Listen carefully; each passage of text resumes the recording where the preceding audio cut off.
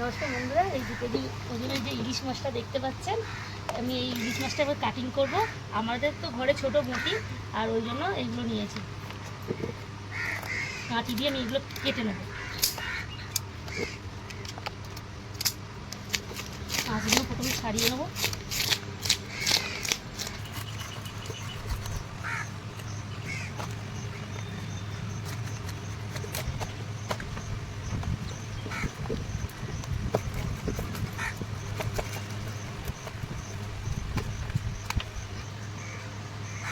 পেটি কাটতে হবে।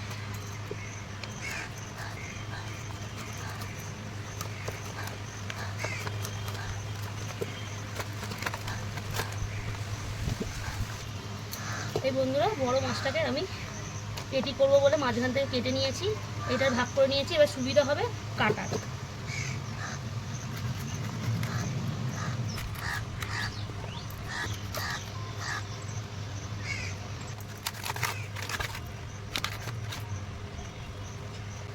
এই বন্ধুরা, মাছটা কাটা হয়ে গেছে। আমি কানকোগুলো আলাদা কেটে নেবো যাতে ভাজা ভালো হবে। আর এই বড় বড় কাঁচাগুলো কাঁচা রান্না করবো, একদম হেভি হেভি কাঁচা, দেখতেই পাচ্ছেন রক্ত পুরো।